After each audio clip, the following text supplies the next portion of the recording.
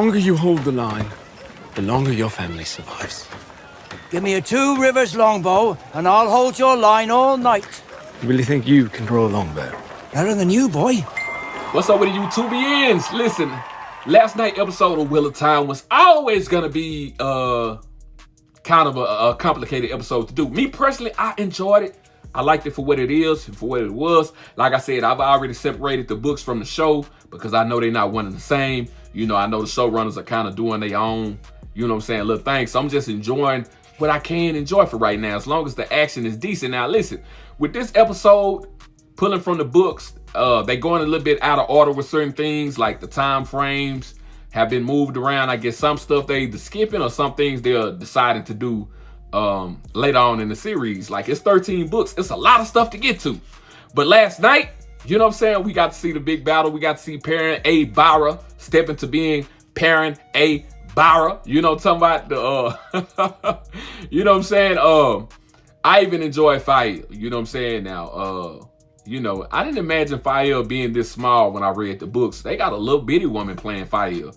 But seeing Perrin A. Barra step into that warrior and that leader aspect of himself and do his damn thing, that's what I'm here for.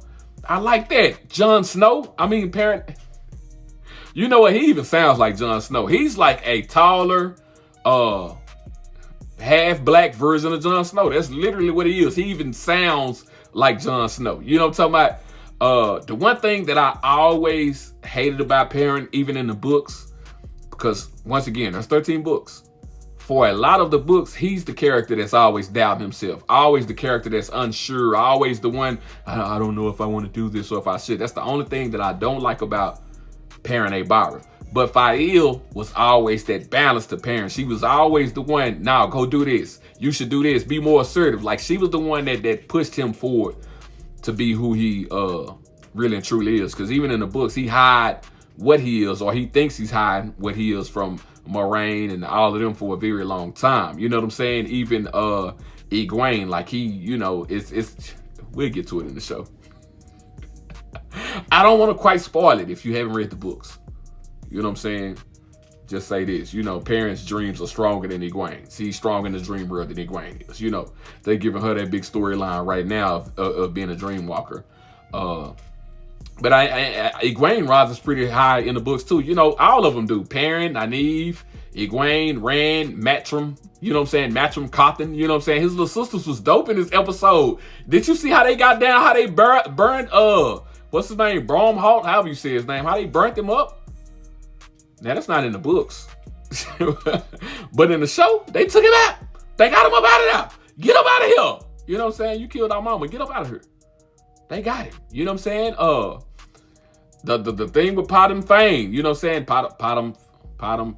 I'm sorry, y'all. I'm from Dallas, Texas. You know what I'm talking about? It's just some stuff I just can't say well. As hard as I may try, my tongue, it's a little slow and thick.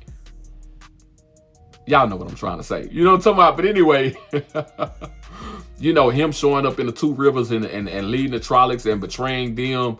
You know what I'm saying? I like that concept. You know what I'm saying? They made the battle a little bit more interesting. One thing that I did not like in this show is what they did with Loyal. Like, I like seeing Loyal kick butt. I did enjoy that. In the books, it take a long time for Loyal to go ahead and fight because his people are really more pacifist. They're really slow to anger. You know what I'm saying? They're almost like the Ents in Lord of the Rings. They're really slow to decide to do whatever they need to do. But anyway, once he gets going, like, Loyal is a beast. You know what I'm talking about? That's a big dude. That's a big dude. You know what I'm saying? Loyal got his hammer. Perrin got his hammer. They knocking something down. You know what I'm talking about?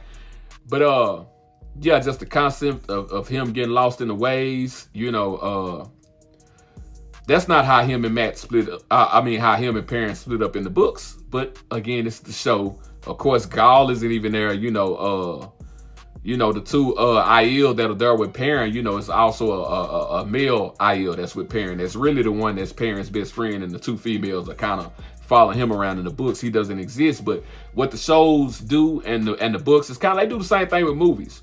Some characters that they don't put in the shows or put in the movies, they combine them together. So one character may have attributes or may do things that somebody else did in the books that they left out. You know what I'm talking about?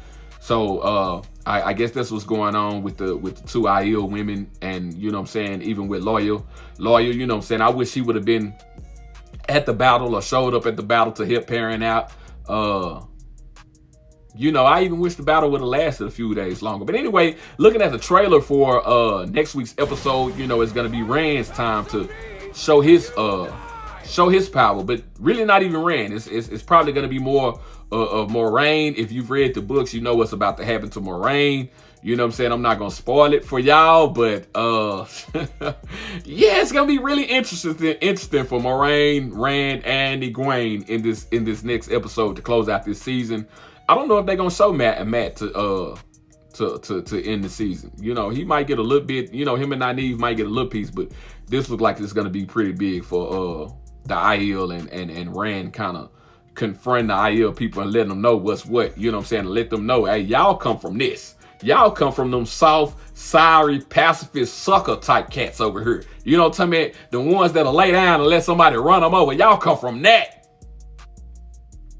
Why y'all around here acting like y'all so uppity and hard? You know what I'm saying? Talking about who got toe and who don't got toe. You know what I'm talking about? Anyway, man, it's been a good season to me for Wheel of Time. You know what I'm saying? Oh yeah, I also forgot that we also have something going on with the Amberlin seat. That's gonna be dope. You know, if you read the books, you know what's about to happen with Suan Sanche and Elida and all of them too. It'll be an interesting episode. It should be an interesting season finale. You know what I'm talking about?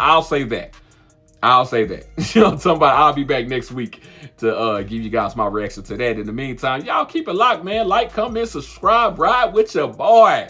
Let me know if you want me to cover any more fantasy and do any more breakdowns of things that's going on in the Wheel of Time. You know, I did the whole side in and side off video. I think I'm going to do a Trolloc video. I might do an Aja video. I'm going to do something. This is just for my people who are not normally into things like this, who might stumble across and be like, you know what, I might want to check this out. Or I might want to get into this. Because I know everybody is not sci-fi, science fiction, and fantasy. Everybody don't stumble across it at the same time. Some people are kind of hesitant to get into it, and then they realize, you know what, I like it. You know what I'm saying? I mean, that's how I really got into it. I mean, I've always been somebody who was into science fiction and fantasy in a way, because I've always looked to the stars and admired things like that. My mom's a Trekkie, you know what I'm saying? So as a kid, I used to sit at the foot of the bed while she watched Star Trek. So I've always been a sci-fi fantasy nerd, and I was a bad kid. So I was always on punishment. I think it was probably, I couldn't go outside for a whole year one time. I couldn't do nothing but read books. And I was a good reader, a voracious reader. You know what I'm talking about? Y'all keep it locked right here. Like, comment, subscribe to your boy Junior.